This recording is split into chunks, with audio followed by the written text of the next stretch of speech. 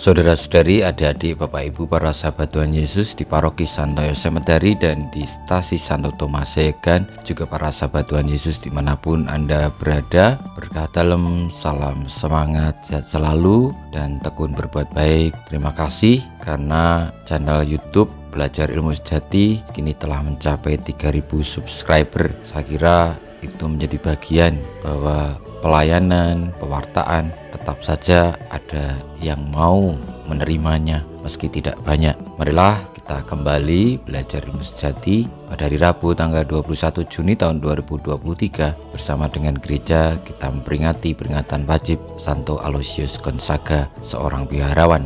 Kita mengawali belajar ilmu sejati dengan berdoa. Dalam nama Bapa, Putra dan Roh Kudus. Amin. Ya Allah, dalam diri Santo Aloysius, Engkau menyatukan hidup suci dengan semangat tapa. Kami tak akan mampu menyamai kesuciannya. Maka semoga berkat jasa dan doanya, kami sekurang-kurangnya meneladan semangat tapanya dengan pengantaran Tuhan kami Yesus Kristus, Putramu, yang hidup dan berkuasa bersama Dikau dalam persatuan Roh Kudus, Allah sepanjang segala masa. Amin. Para sahabat Tuhan Yesus terkasih, kita akan belajar ilmu sejati dari Injil Yesus Kristus menurut Matius bab 6 ayat 1 sampai dengan 6, dilanjutkan ayat 16 sampai dengan 18. Dalam khotbah di bukit, Yesus bersabda kepada murid-muridnya, "Hati-hatilah, jangan sampai melakukan kewajiban agamamu di hadapan orang supaya dilihat. Karena jika demikian, kamu tidak beroleh upah dari Bapamu yang di surga. Jadi apabila engkau memberi sedekah, janganlah engkau mencanangkan hal itu seperti yang dilakukan orang munafik di rumah-rumah ibadah dan di lorong-lorong supaya dipuji orang.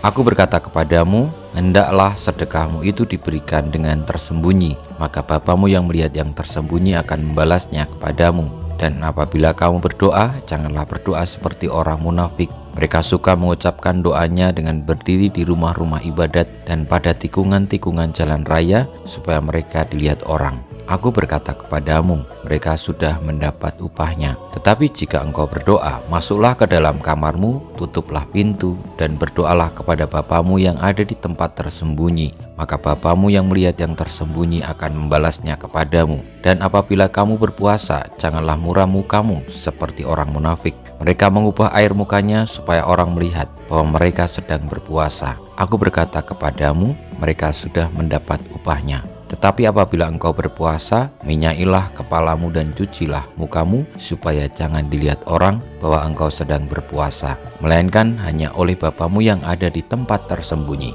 Maka Bapamu yang melihat yang tersembunyi akan membalasnya kepadamu." Demikianlah sabda Tuhan, terpujilah Kristus. Para sahabat Tuhan Yesus yang terkasih, Tuhan Yesus mengajarkan kepada kita, apabila kita melakukan perbuatan-perbuatan luhur, baiklah perbuatan-perbuatan luhur itu memang tidak memiliki kepentingan apapun selain keluhuran dari perbuatan-perbuatan itu. Tidak ada kepentingan diri sendiri ataupun pamrih.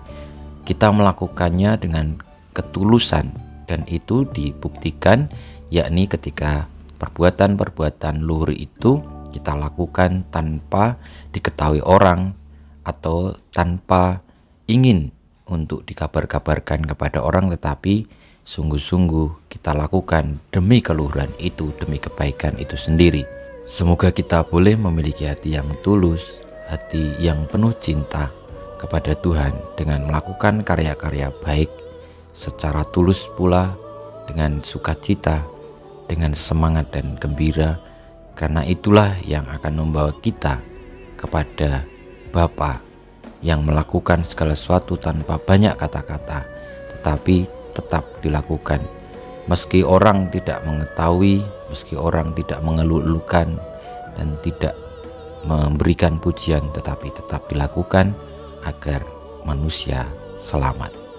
Kemuliaan pada Bapa dan Putra dan Roh Kudus, seperti pada permulaan, sekarang, selalu, dan panjang segala abad. Amin. Ya Yesus, jadikanlah hati kami seperti hati-Mu. Tuhan bersama-Mu dan bersama Roh-Mu, kita semua hidup kita, perjuangan kita untuk memiliki hati yang tulus, tanpa pamrih di dalam melaksanakan kebaikan.